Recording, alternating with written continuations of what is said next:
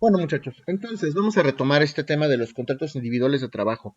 Ya casi nos acercamos a una parte interesante del curso. Ahorita terminando de ver contratos individuales, yo estimo que seguramente nos dará tiempo hoy. Vamos a establecer y vamos a analizar algunas causas de la terminación de la relación de trabajo. Y después de eso, en clases subsecuentes, ahora sí, vamos a comenzar a ver algunos elementos como la jornada de trabajo. Vamos a analizar condiciones de trabajo, vacaciones, aguinaldo, prima vacacional, vacaciones. No me quiero, en su momento cuando veamos esto, no me quiero eh, abocar mucho a estos temas. Les voy a enseñar a calcular porque sí es importante, pero pues por ahí entiendo que hay algunas clases donde se abocan todo el curso a enseñarles a calcular, y pues tampoco es la idea. Es una cosa muy fácil el cálculo de estas situaciones cuando lleguemos. Vamos a tener que ver después relaciones de trabajo o trabajos especiales y prácticamente ya vamos bastante adelantados, pero vamos a dar. Entonces, les comentaba que el contrato individual de trabajo, por ahí estábamos leyendo algún fundamento legal. Me refiero al artículo 20 de la Ley Federal del Trabajo. El contrato individual de trabajo, quiera que sea su forma o denominación, va a ser aquel acuerdo de voluntades por virtud del cual una persona se obliga a prestar a otra un trabajo personal subordinado, mediante el pago o la contraprestación de un salario. Creo que esto está claro. Como decía Andrea, pues algunos doctrinarios consideran que esto es un contrato innominado, es decir, que no tiene un nombre específicamente atribuido por la ley, aunque algunos otros consideran que sí, porque la propia Ley Federal del Trabajo le da un nombre específico, un contrato individual de trabajo. Recuerde que los contratos crean o transmiten derechos y obligaciones y los convenios modifican o extinguen. Les comentaba también que no importa si el contrato se celebra o no, es nominado o no, de acuerdo al punto de vista de los jurisconsultos. Tampoco importa si lo celebraron por escrito el trabajador y el patrón, ¿no? Para que exista una relación de trabajo. La relación de trabajo va a existir perfectamente, aunque no elaboren un contrato estrictamente por escrito, ¿ok? La relación de trabajo, entonces comentábamos que se va a retribuir o se va a dar mientras exista algún, alguna relación de subordinación, es decir, que exista una orden o una instrucción directa por parte del patrón hacia el trabajador. Esto implica una relación de subordinación. El patrón recibe órdenes, recibe instrucciones directas, perdón, el trabajador recibe instrucciones directas del patrón. ¿Ok? Y obtiene una remuneración este trabajador llamada salario. Si hay una relación de subordinación entre patrón y trabajador, si el trabajador recibe órdenes del patrón, si hay un horario establecido, si hay un pago constante, periódico, vamos a decir que puede ser semanal, que puede ser quincenal, que puede ser mensual, que puede ser concordante con un salario, pues entonces hay relación de trabajo. Si el trabajador solamente presta ese trabajo o esa labor que puede ser intelectual o material a un solo patrón, por supuesto que es otro de los elementos de la relación de trabajo. Entonces, si hay una retribución llamada salario, es uno de los elementos para acreditar la relación de trabajo. La relación de trabajo existe por el simple hecho de que se le pagan al trabajador estas, estos salarios por parte de los patrones. Los días que trabajó naturalmente, por parte de la empresa, por parte de los administradores, por parte de los gerentes o por parte de las personas que asumen el papel del patrón en un momento dado. ¿Okay? Entonces, no es necesario que las partes documenten o firmen un contrato individual de trabajo por escrito. Bueno, pues las condiciones de trabajo, como se los habíamos comentado, deben estipularse entonces en el contrato individual de trabajo. Contrato individual de trabajo deben estipularse, independientemente de que exista o no exista un contrato colectivo de trabajo, que es lo que veíamos. Estos contratos que se celebran con los sindicatos, sindicatos ya sea entre patrones, sindicatos conformados por patrones o sindicatos conformados por trabajadores. Entonces, las condiciones de trabajo, que son justamente las características, las obligaciones a las cuales se van a someter las partes en la relación de trabajo, tanto patronos como trabajadores, deben estipularse en este contrato individual de trabajo si es que no se ha celebrado un contrato colectivo. Es importante entender que una cosa es el contrato colectivo, donde un órgano o una persona moral, como ya lo comentábamos, una coalición de trabajo, es conformada por varios trabajadores Cuando nosotros hablamos de un contrato colectivo de trabajo, en un solo contrato se van a estipular todas las condiciones de trabajo para todos los trabajadores que suscriben ese contrato. Y entonces el contrato colectivo de trabajo va a ser suscrito por varios trabajadores y se van a obligar a esos trabajadores a prestar esos trabajos que indica el contrato colectivo de trabajo hacia con un patrón o un conjunto de patrones establecidos en un contrato colectivo de trabajo. Creo que hasta aquí esto está claro, ¿no? Esto lo puede establecer el propio artículo 24 de la Ley Federal del Trabajo. ¿Hasta aquí tienen alguna duda? Creo que es lo que hemos estado comentando.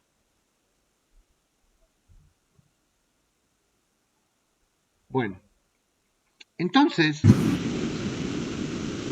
¿alguna duda por ahí? No, todo bien.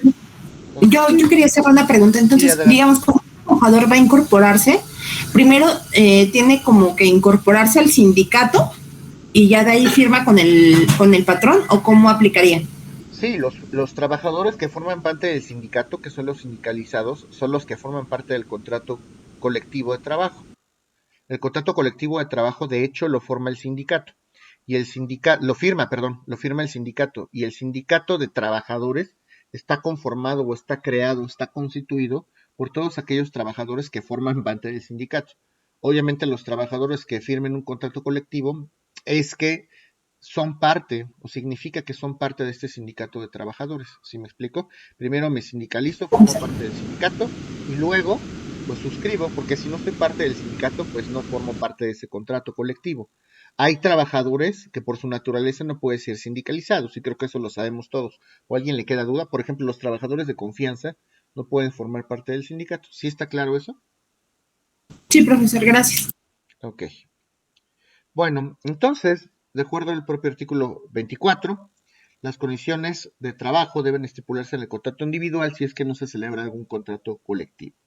Ahora, las condiciones de trabajo deben respetarse aunque no se lleven a cabo o aunque no se otorgue un contrato escrito, ya sea individual, que en este caso estamos viendo relaciones individuales de trabajo. Entonces, ya se los había comentado, el hecho de que yo no celebre un contrato escrito, un contrato individual de trabajo, no significa que no existe una relación de trabajo. Si yo en la Junta de Conciliación y Arbitraje acredito que existen propiamente los elementos para que exista una relación laboral, pues la Junta lo va a tener por cierto, aunque no exista un contrato por escrito. Y la propia Ley Federal del Trabajo, en el artículo 26 de la Ley Federal del Trabajo, justamente estipula que aunque no haya un contrato escrito, puede existir una relación de trabajo. Las condiciones de trabajo deben de respetarse, aunque no se formalicen por escrito.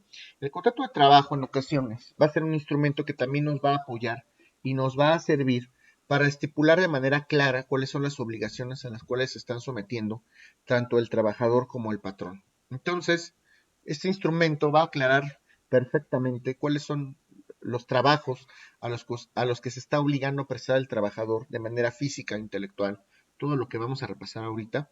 Y también si hay condiciones, se puede estipular en el contrato individual de trabajo aquellas condiciones y se deben estipular aquellas condiciones consistentes en las prestaciones del trabajador, por ejemplo. eh, por ley se supone que lo mínimo tendría que ser que estén dados de alta, como lo estudiarán en un momento dado en las relaciones del derecho de la seguridad social. Una de las obligaciones del patrón es que se den de alta, que el patrón dé de alta a los propios trabajadores en el Instituto Mexicano del Seguro Social. Esto es implícito. Esto podría no venir en el contrato individual de trabajo porque es tácito. Es una obligación tácita que tiene el propio patrón, la de inscribir a los trabajadores en el Instituto Mexicano del Seguro Social y obviamente con su salario real, porque lo que hacen, y lo habíamos comentado en las sesiones, es que pues dan de alta al trabajador con un salario mínimo o que no es concordante.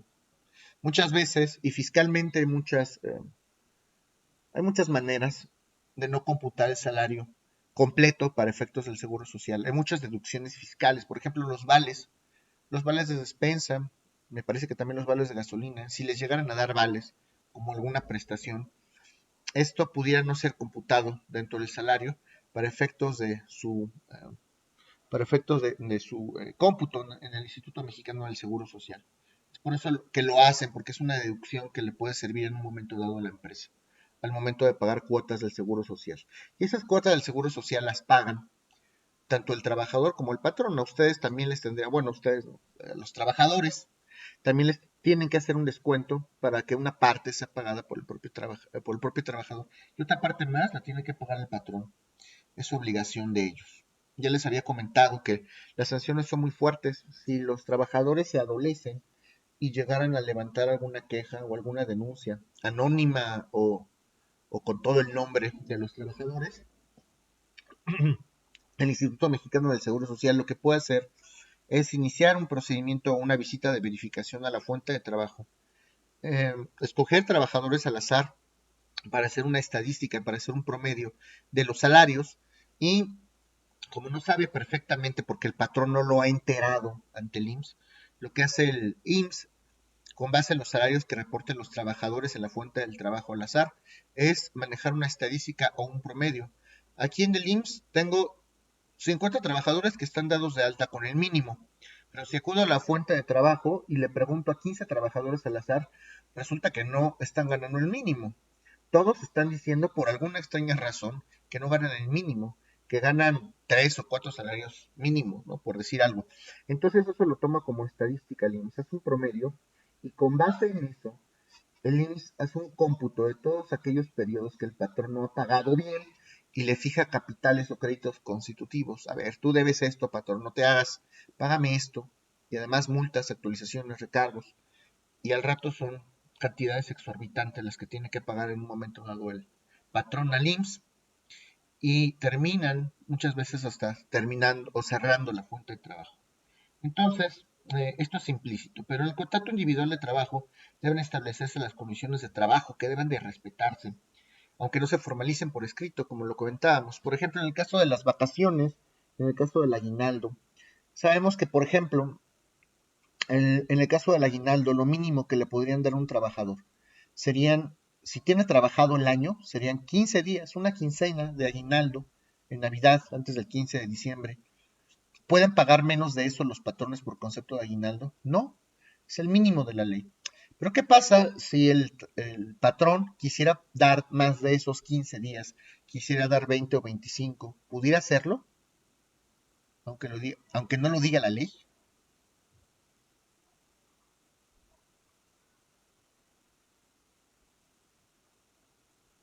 ¿Qué opinan?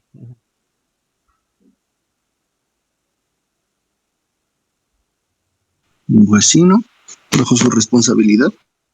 Sí, si el propio patrón se obliga a dar más días a mejorar las prestaciones del trabajador, pues por supuesto que puede hacerlo. Todo lo que sea para arriba y en beneficio del trabajador es perfectamente válido en una convención o en un contrato. Lo que sí no puede hacer el patrón es estipular alguna de las condiciones inferiores a las que por ley deben de pagarse al trabajador. En el tema de las vacaciones, ya también lo vamos a ver, si tiene un año cumplido el trabajador, tienen que ser por lo menos 6 días anuales de vacaciones. Y por cada año se le suman 2 días hasta llegar a 12. Y esas reglas ya las veremos. Y una prima vacacional que no puede ser menor al 25% del cómputo de sus vacaciones. Eso lo vamos a ver en un momento dado. Pero lo que sea para arriba, por supuesto que lo puede hacer el trabajador. Otro tipo de prestaciones, cajas de ahorro, primas, bonos, premios por puntualidad, lo que sea, lo puede hacer perfectamente y se puede obligar el patrón a pagárselo al trabajador.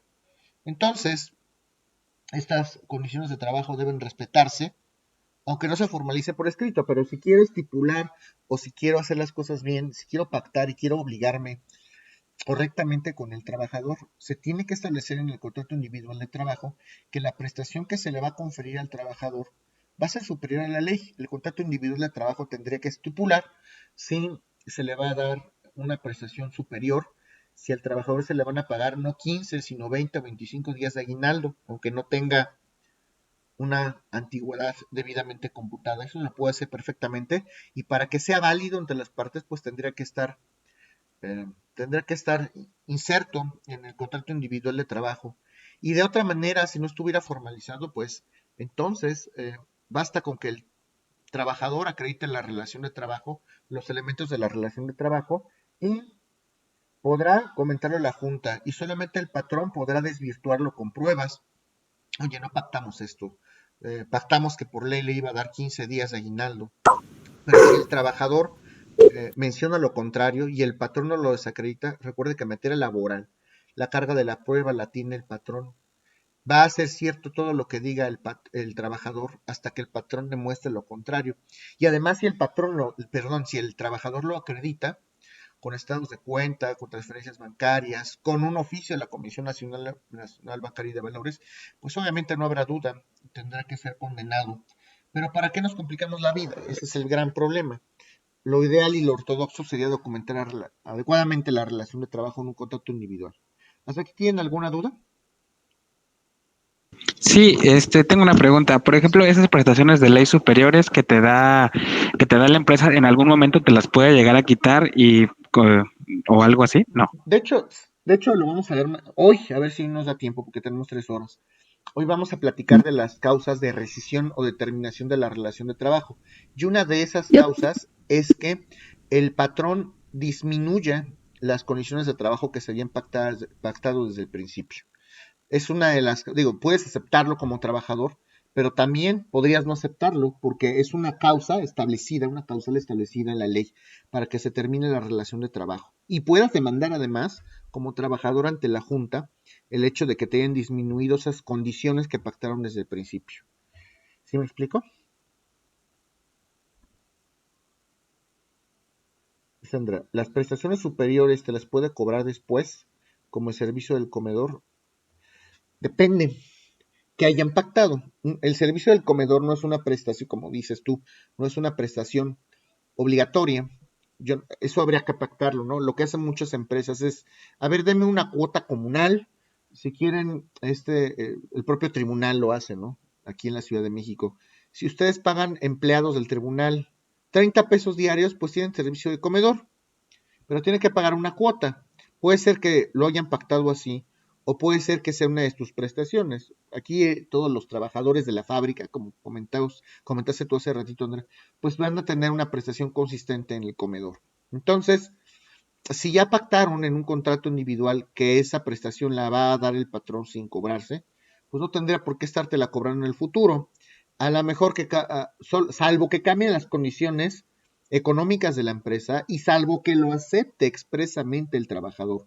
Porque si no lo acepta expresamente el trabajador, como le comentaba Martín hace un momento, puede ser una causal de rescisión o determinación del trabajo sin responsabilidad para el trabajador. ¿Sí está claro? Sí, profesor.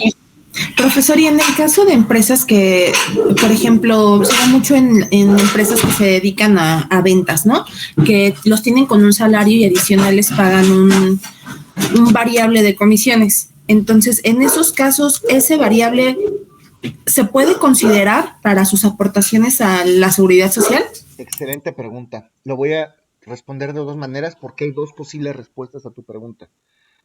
Primero que nada, mucho cuidado con eso que estás comentando, porque en algunas ocasiones, como trabajadores, podemos acudir a una fuente de trabajo y pueden disfrazar la relación o pueden disfrazar las actividades que hace el aparente trabajador con otro tipo de relaciones jurídicas. No sé si alguna vez hayan escuchado en el mundo del derecho y sobre todo en derecho mercantil un contrato que se llama de comisión mercantil.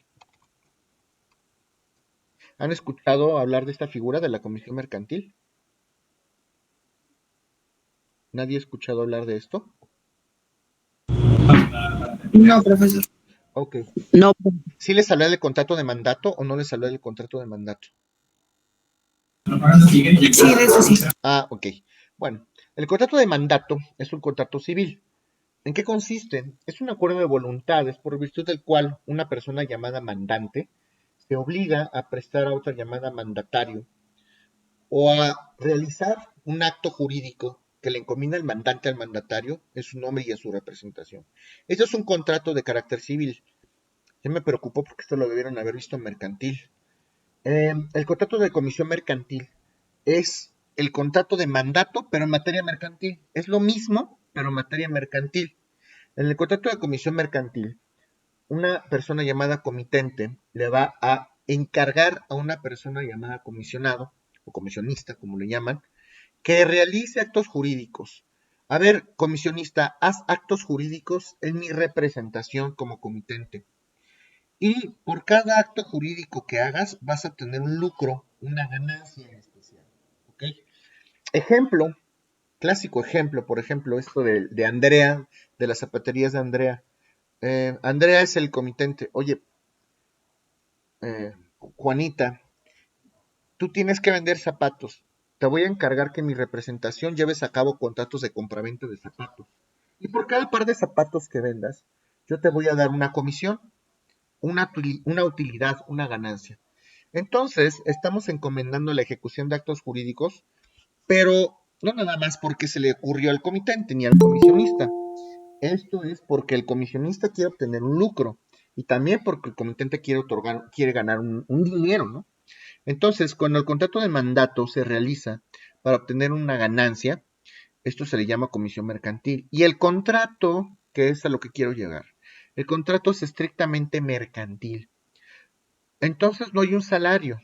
En la comisión mercantil no hay un salario. Por cada venta que llegue a cerrar el comisionista o la comisionista, pues va a obtener una ganancia. Y no es un salario, es una comisión, es una ganancia que está obteniendo por vender un producto, como en este caso Herbalife, Andrea, que ustedes gusten y manden, ¿no? Tupperware, que ya está muy de moda esto, pero no es una relación laboral, no hay una jornada de trabajo, no hay un salario fijo, puedes trabajar para otras personas. Entonces, ojo con esto. Y segunda situación que estábamos comentando, el salario de los trabajadores, la segunda respuesta a tu pregunta, Alma, el salario de los trabajadores no necesariamente tendría que ser fijo, puede ser variable. Hay varias maneras de obtener esta remuneración llamada salario.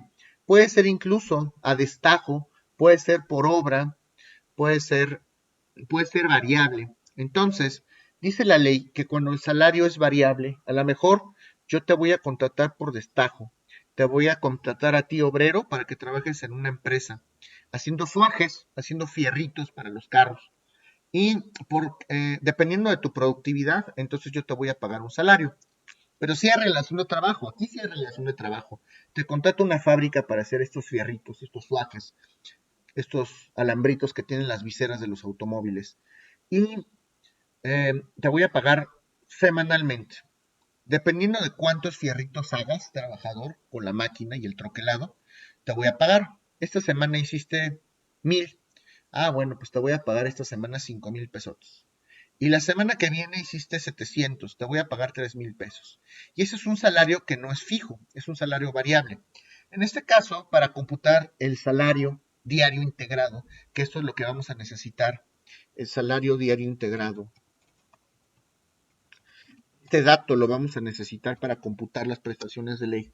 Lo que nos dice la ley es que tenemos que sacar un promedio de los 3 últimos meses de lo que ha ganado el trabajador.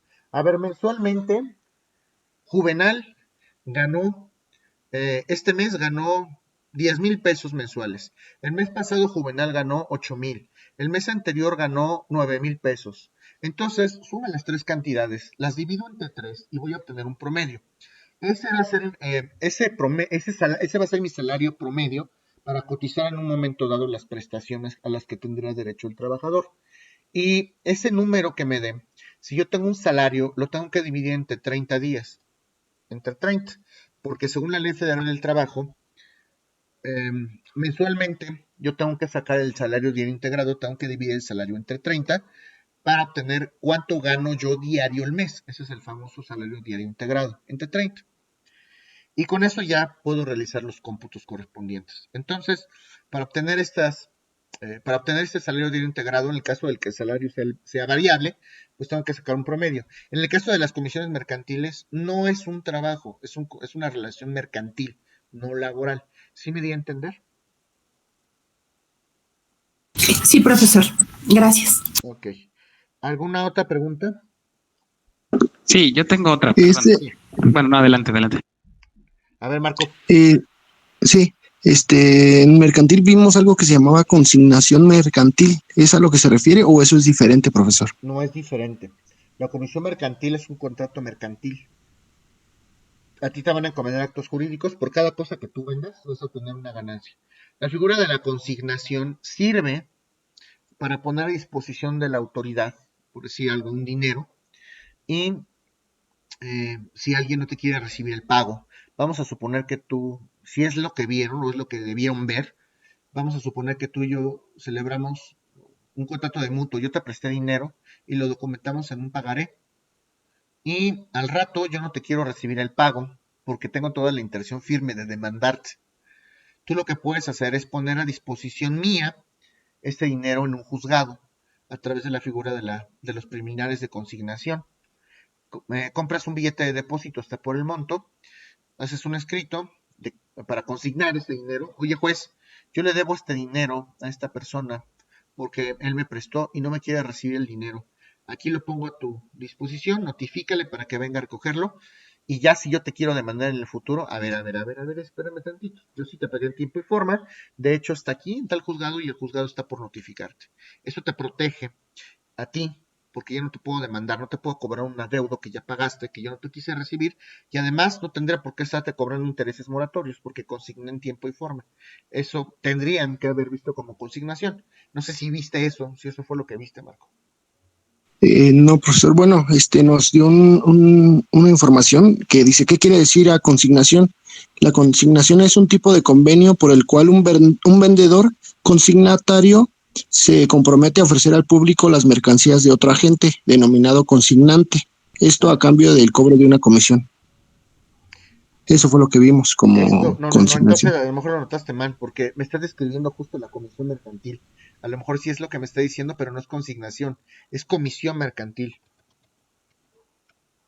Ah, ok, sí, bueno, eso fue lo que nos dio información la maestra. Igual en la siguiente clase ya, ¿Les ahora sí dijo que le paso el dato. consignación o comisión? Consignación, profesor. No, mal. Revisen el código de comercio y hay un capítulo de la comisión mercantil para que ustedes también se quiten de la duda. Es muy importante esto porque pues la comisión mercantil es lo que me estás justamente describiendo, ¿ok? Bueno, Martín. Profesor, Sí. perdón, yo sé que no es la materia, pero también tenía una duda con respecto a este tipo de contratos mercantiles porque nos hablaba acerca de una figura que se llama el arrendamiento financiero, pero nos ejemplificaba con un caso, por ejemplo, donde Bimbo, que tiene toda la maquinaria para trabajar, es una empresa grande. Si hay una empresa que desea conseguir esa maquinaria, digamos que Bimbo se la puede arrendar, pero con la información que venía en el código y en lo que ella nos mencionó, como que a mí no me cuadraba mucho este concepto. Yo más bien lo que tenía entendido es que, digamos que se acercan a una empresa para que en lugar de que se les haga un préstamo monetario, la empresa les proporciona el recurso en cuanto a la maquinaria y pactan la compra para esa empresa. No sé cómo funcione. Bien, ok. Se supone que en Derecho Mercantil 2 ustedes tendrían que ver títulos y operaciones de crédito. Esto que me estás comentando es materia de Derecho Mercantil 2 y hay varias operaciones de comercio, hay varias operaciones documentadas como operaciones de crédito. Hay dos tipos de crédito estrictamente mercantiles. El crédito, ahorita vamos a el crédito refaccionario y el de habilitación y avío. Habilitación y avío. Tú puedes pedir un préstamo justamente para, eh, para comprar una maquinaria en un momento dado y poder trabajar en tu empresa. Y tú puedes dar en garantía a la misma máquina cuando tú pides el crédito. Mira, te voy a prestar, esta máquina cuesta 300,000 pesos, te voy a prestar los 300,000 pesos, pero me vas a dar en garantía la misma máquina, ¿ok? El arrendamiento financiero. El arrendamiento en términos generales y de manera civil, porque el arrendamiento normalito es un contrato civil, consiste en que una persona llamada arrendadora le va a transferir a una persona llamada arrendatario el uso y el disfrute de un bien que es propiedad del arrendador, no del arrendatario. A ver, yo te voy a prestar, es más, pueden arrendar una máquina, yo te voy a prestar esta máquina, pero a cambio de eso, tú me vas a dar un dinero que se llama renta. En el caso del arrendamiento financiero, que además podríamos asumir que esta renta pudiera significar una ganancia para el propio arrendador, pero es civil. la renta no es considerada como una ganancia propiamente dicha. La renta es considerada como un fruto civil, el derecho de disfrutar, derecho de obtener aquellos frutos que da el propio inmueble. En el caso del arrendamiento financiero, en algunos casos está documentado que, vamos a decir que yo te voy a prestar esta máquina que es para elaborar suajes y tú me vas a ir pagando a título de rentas. Primero me vas a ir pagando a título de rentas ciertas cantidades económicas y después te voy a dar la opción a que puedas comprarlo, pero como el arrendamiento financiero le va a permitir obtener una especulación comercial o un lucro al arrendador, es justamente por eso donde se da la mercantilidad del acto. Para que un acto sea mercantil en el mundo del derecho, necesita, esto es importante, ya sé que nos salimos un poco de tema, pero en derecho mercantil, el fin preponderante de las operaciones es la especulación comercial. La especulación comercial es el ánimo de obtener lucro. Lucro es una ganancia. Si yo realizo cualquier operación en derecho con el ánimo o con la intención de enriquecerme, de ganar dinerito, esa operación es mercantil, pertenece al mundo del derecho mercantil. Y hay tres maneras de definir si un acto es mercantil o no en nuestro derecho. Si el sujeto es comerciante, por los sujetos, si el objeto materia de la operación es un acto que la ley establece como acto de comercio, como lo dice el propio artículo 75 del Código de Comercio, y si la finalidad de la operación es obtener lucro o ganancia, como en el caso del arrendamiento financiero. Sí te voy a arrendar, sí te voy a conferir, te voy a conferir el uso y el disfrute de un bien, pero eso debe de significar que yo voy a obtener una ganancia. Te lo voy a vender, pero con opción a que yo me enriquezca, con opción a que yo obtenga una ganancia, una utilidad, y tal vez en el futuro con opción a esta compra. Pero primero yo me voy a enriquecer con este arrendamiento. O a lo mejor yo te lo voy a vender, yo te voy a dar en arrendamiento esta maquinaria, pero me vas a pagar una renta y de las ganancias que obtengas con esta máquina, me vas a dar una ganancia, ¿no? Por decir algo. Bajo ese esquema puede funcionar el arrendamiento financiero. ¿Sí me di a entender o no? Sí, profesor. Ok. ¿Alguna otra duda? Por aquí alguien más tenía dudas, creo.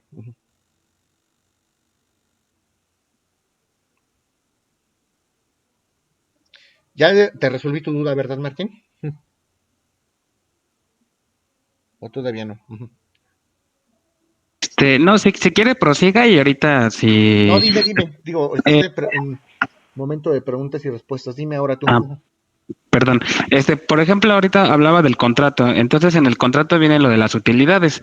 ¿En qué excepción la empresa te podría negar las utilidades? Porque normalmente te comentan si no hay una ganancia, pues no hay utilidades por gastos, por números rojos. ¿Realmente es eso? Y se tendría que documentar al trabajador de que la empresa está en números rojos o por gasto de la misma empresa no se te dan las utilidades. Tenemos un módulo específicamente en este curso para hablar del reparto de utilidades. Vamos a hablarlo en su momento, pero te respondo. ¿Cómo se hace este tema del reparto de utilidades? Vamos a suponer que yo constituyo una sociedad anónima y me dedico a la comercialización de productos para el diseño gráfico, cuadernos, plumones, lo que sea. Y yo tengo mis trabajadores. Y entonces yo como empresa, somos además 3 socios, vamos a producir estos productos. Anualmente, recuerden, no sé si esto ya lo vieron en derecho fiscal, porque mucho tiene que ver con lo fiscal. Hay un ejercicio fiscal ordinario y extraordinario. Cada año fiscal, que es un ejercicio fiscal, se va a hacer un cierre fiscal. ¿Cuánto ganó la empresa este año, este ejercicio fiscal? ¿Cuánto perdió? Y tenemos que hacer un reporte al SAT. ¿Ok? De todo lo que ganaste en el año, pues vas a pagarme impuestos, a mi SAT. Pero a ver, también ante el SAT y ante las autoridades fiscales competentes se tienen que reportar estas ganancias. Con base en estas ganancias que yo haya reportado al SAT como empresa, yo tengo que tomar esa base como consideración para hacer el reparto de utilidades. Y no es pregunta, es obligación, la propia ley lo señala de esta manera. El reparto de utilidades, de hecho ya es en mayo, ¿no? Mayo, abril, mayo. Debería de ser en estos días, hasta donde tengo entendido, ¿no? Corríjanme. Pero según yo es en mayo. Se supone que para hacer el cómputo del reparto de utilidades se toman en consideración dos factores. El primer factor que se toma en consideración es la antigüedad de cada trabajador. Y en segundo lugar, se toma en consideración las ganancias o utilidades de la empresa. Evidentemente se tiene que considerar el rango y el salario, porque este reparto de utilidades tiene que ser concordante con el rango del trabajador y el salario que perciba. Entonces, dependiendo del salario que perciba cada trabajador, se toma en cuenta cuánto ganó la empresa, cuántas ganancias tuvo, es decir, activos menos pasivos. Yo, para saber si es una ganancia en realidad, porque yo me pude haber enriquecido como empresa con 6 millones de dólares, pero a lo mejor tenía deudos hasta por 5 millones de dólares, ¿no? Entonces mi ganancia en realidad fue $1,000,000. Ese $1,000,000 lo tengo que repartir entre los socios de la empresa y los trabajadores. Los socios tendrán que ganar este dinero hasta el monto de sus aportaciones. Si yo constituí una sociedad anónima, quiere decir entonces que cada uno de los socios va a obtener aportaciones hasta el monto va a obtener utilidades, perdón, hasta el monto de sus aportaciones. Si yo aporté 50,000 pesos, yo me voy a beneficiar de las utilidades hasta por ese monto. Si yo aporté 1,000 pesos, pues hasta por ese monto tendré derecho a obtener utilidades de la empresa. Ahora, porcentaje se da a los trabajadores, repito, después de haber pagado todos los pasivos y después de haber repartido, pues también los trabajadores tienen derecho justo a este porcentaje que les confiere la ley y es obligatorio, salvo que la empresa, que es creo que lo que me estás preguntando, salvo que la empresa tenga pasivos en lugar de activos, en ese supuesto, pero documentado tiene que estar ante el SAT, ¿eh? Si está documentado en el SAT que la empresa tuvo más pasivos que activos, pues en ese caso sí no hay nada que repartir a los trabajadores, porque la empresa no obtuvo utilidades. Pero si el patrón, la empresa, reporta que sí tuvo utilidades y a los trabajadores no les repartió utilidades, pues sería algo anda mal. Y entonces eso tú lo puedes demandar, por supuesto. ¿Sí me doy a entender? Sí, claro, y entonces, pero eso sería público ante los trabajadores o el trabajador tiene derecho a saberlo. No, pues claro que tiene derecho a saberlo el trabajador. A lo mejor no tiene derecho a saber cuánto dinero declaró en el SAT el patrón, pero sí tiene derecho a saber qué utilidades o qué porcentaje de las utilidades de la empresa se tienen que repartir entre los trabajadores. Miren, obtuvimos esta ganancia después de haber pagado todos estos pasivos. Y entonces, ya después de haber repartido esto, sobra esto, eh, tenemos que repartirlo de tal manera. Por supuesto que tiene derecho a saber qué utilidades hay y cuánto tendrían el derecho a percibir todos los trabajadores. Eso sí debe de ser transparente. ¿Sí está claro? Perfecto, Ok. gracias. ¿Alguien más? ¿Alguna otra duda? Bueno, entonces, recapitulando un poco esto, de acuerdo a lo que se indica en el artículo 25 de la Ley Federal del Trabajo, que es algo que ya comentamos y que mencionamos en la última clase, el contrato individual de trabajo debe de tener el nombre, la nacionalidad del trabajador. Todos estos son datos del trabajador. Trabajador. Datos del trabajador, el nombre del trabajador, la nacionalidad del trabajador, la edad del trabajador, el sexo del trabajador, el estado civil del trabajador, el domicilio del trabajador. Obviamente, también debe de estar documentado el nombre del patrón, por supuesto, el nombre del patrón. El domicilio, también documentado del patrón. Esto en un primer momento. En un segundo momento, también tendremos que señalar en el contrato individual de trabajo si la relación de trabajo se va a otorgar o se va a pactar por tiempo determinado o por tiempo indeterminado. Recuerden, y lo vamos a ver, ahorita vamos a repasarlo, que la relación se puede dar por tiempo determinado, por obra o por tiempo indeterminado. ¿Cuánto tiempo va a durar esa relación de trabajo? Debemos de estipular también en el contrato individual de trabajo cuáles son los servicios precisos deberá de prestar el trabajador al patrón. Tú vas a maquilar, tú vas a manipular esta máquina y para tal efecto, en un momento dado, pues te tengo que capacitar. Vas a girar esta manivela, vas a suministrar esta materia prima, vas a recoger la materia prima, le vas a dar forma en estos horarios, con estas reglas, respetando esas normas oficiales. Se tiene que especificar concretamente cuál es la actividad. O tú vas a ser un pasante de derecho, vas a ir a los tribunales, vas a documentar los expedientes, vas a sacarle fotos, vas a ir a entregar documentación, vas a tener que estudiar los días sábados para que se te hagan exámenes y puedes avanzar periódicamente en tu desarrollo, vas a hacer algunos proyectos de escrito. Entonces, todas esas labores propias que se les van a encomendar a los trabajadores se deben de documentar clara y concretamente para que no existan lugares a dudas, ¿ok? La duración de la jornada, de trabajo. Es diurna, es nocturna, es mixta. Tendría que durar 8 horas. Luego les dan una hora de comer, o dos en algunos lugares. Pero la jornada de trabajo, técnicamente, tendría que ser de 8 horas. Fue una de las grandes aportaciones, y ya lo vimos cuando platicamos de historia del artículo 123. Don Venustiano Carranza y Garza se ocupó justamente de estipular esto en el artículo 123 de la Constitución, para que en el futuro no existieran violaciones inminentes a los derechos de los trabajadores. Una jornada de 8 horas, pero ¿qué días la vas a tener que prestar? De lunes a viernes, de lunes a sábado. Siempre tiene que existir por lo menos un día de descanso que se podrá definir a criterio del patrón o a criterio del trabajador, o bien ya está estipulado desde el principio de la relación. ¿Ok? Bueno, entonces también se tienen que señalar en un quinto criterio cuál es el lugar o los lugares donde se va a prestar el servicio o el trabajo por parte del trabajador. ¿En dónde va a ser? Porque no va a ser en la oficina del outsourcing o del intermediario.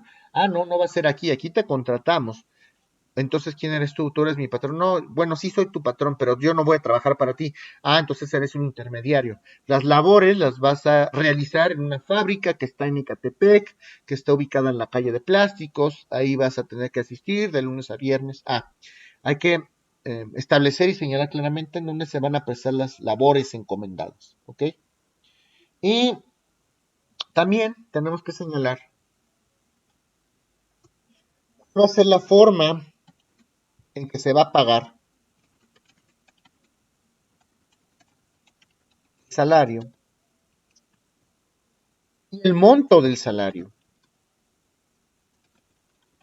Se va a pagar mensualmente al trabajador la cantidad de 10,000 pesos. Se va a pagar semanalmente la cantidad de 1,000 pesos. Se va a pagar quincenalmente la cantidad de 20,000 pesos. Se va a hacer mediante un depósito, una cuenta de nómina. Se les va a los trabajadores a convocar el día viernes en la fábrica y se les va a dar un sobrecito amarillo con el dinero en efectivo, que antes así se decía, famosa paga del día de pago para la raya. Antes ese sí era el día de pago. Se tiene que estipular perfectamente en el contrato de trabajo cómo es que se va a pagar esto, ¿ok? Se tiene que señalar también el día y el lugar o del salario. El día y el lugar del pago del salario. Se te va a pagar los días 15, las catorcenas, vamos a trabajar por catorcenas, o vamos a esperar a que termine el mes. Y va a ser aquí en la oficina, o te lo voy a depositar a tu tarjeta de nómina. Se tiene que señalar también si la labor que se va a encomendar al trabajador, si es necesario que para ese trabajo que vaya a realizar el trabajador, resulta que se necesita una capacitación. Es necesario llevar a cabo o capacitar al trabajador antes de que realice las actividades encomendadas. Eso lo tiene que señalar el contrato. A ver, vas a manipular una máquina en una fábrica que seguramente no sabes trabajar. Entonces, se estipula en el contrato individual del trabajo que vamos a tener 15 días de capacitación para enseñar al trabajador cómo es la mecánica de la empresa, dónde está el comedor, dónde está el área de supervisión, dónde está el área de fiscalización, dónde está la fábrica, dónde está la planta, cuáles son las máquinas que hay, qué tienes que hacer, cómo funciona, cómo sabes si está descompuesta, en qué momento o qué partes de la actividad pueden ser peligrosas para el trabajador. Y eso se tiene que señalar en el contrato. En virtud de que el trabajador no conoce este tipo de máquinas, se pactará que tendrá 15 días de capacitación. Y de hecho, por ley, esos días de capacitación técnicamente tendrían que ser pagados o remunerados al trabajador. ¿Ok? Así es como tendrían que ser las cosas. Además, se tienen que establecer en el contrato individual de trabajo todas aquellas condiciones de trabajo adicionales que tengan que formar parte de la relación de trabajo. Vamos a pactar en el contrato cuáles van a ser los días de descanso, por ejemplo, a cuánto van a ascender tus vacaciones. Las vacaciones, ya se lo vamos a ver, no se pueden pagar en dinero mientras estoy yo trabajando en la empresa. Oye, quiero tomar vacaciones, mejor no me las pagas. No se puede hacer eso. No se puede hacer eso. No se pueden pactar que las vacaciones se paguen en dinero. Se tienen que pagar en especie, a menos que se termine la relación de trabajo. ¿Ok? Igual, Profesor, sí. nosotros en el instituto hay una formalidad de alguna manera en la que nosotros sí vendemos nuestras vacaciones. Bueno, acuérdate que a ti te rige otra ley, pero bueno, en términos de la Ley Federal del Trabajo, relaciones entre trabajadores que no trabajan en el servicio del Estado no se pueden pagar si es que estás trabajando. ¿Ok? ¿Qué ley te rige a ti, Daisy, como trabajadora del servicio del Estado? Eh, es de salarios, ¿cómo se llama? Este, no me acuerdo la verdad, pero nosotros sí tenemos esa modalidad de poder vender nuestras vacaciones. Nosotros lo manejamos como forma 1, forma 2, hay hasta la número 9. Y también depende mucho de nuestra antigüedad, ese tiempo en la cual nosotros sí podemos vender nuestras vacaciones. Por ejemplo, que yo ya estoy próxima a cumplir 20 años de antigüedad, en este caso yo ya voy a disfrutar 3 periodos vacacionales. Esos 3 periodos, yo puedo vender todo un periodo vacacional que consta, en mi caso ya van a ser 20 días precisamente laborales, se contabilizan así, no naturales. Uh-huh. Y esto, el tercer periodo que ya estoy próxima a disfrutar o a tener, ese lo puedo vender todo completo y nada más disfrutaría 2 periodos vacacionales cuyo cada periodo consta de 6 veladas solamente, ¿sí? Por ejemplo, tengo un horario de martes, jueves y jornada acumulada, que es sábado, domingo. En este caso, por ejemplo, yo nada más voy a disfrutar cada periodo consta de 6 veladas de disfrute vacacional y ya mi tercer periodo, como va a incrementar a 20 años, aumenta una velada más y ese tercer periodo sí lo puedo vender. Ok. No, interesante, porque la Ley Federal del Trabajador es el servicio del Estado. Como dependes de una autoridad propiamente dicha, prevé figuras interesantes que de ninguna manera, fíjate, de ninguna manera son inconcordantes con la Ley Federal del Trabajo. Una cosa es que a lo mejor te permitan esta modalidad para vender tus días de vacaciones entre trabajadores, y otra cosa es que tú le pidas al patrón que a ti te lo pague. El patrón, por lo menos en relaciones individuales de trabajo, de acuerdo a la Ley Federal del Trabajo, no permite que el trabajador diga, no quiero tomar mis vacaciones, patrón, págame. Eso es lo que la Ley Federal del Trabajo prohíbe en relaciones individuales de trabajo. Pero es interesante lo que me estás comentando. Y pues nada más hacer ahí la aclaración. La única manera en que se pudiera dar una remuneración es que termine la relación de trabajo y si ustedes no tomaron sus vacaciones o su prima, ahí sí se les tiene que dar en dinero el patrón. ¿Ok? Gracias, Daisy. Interesante esta aportación. ¿Alguna duda en torno a esto?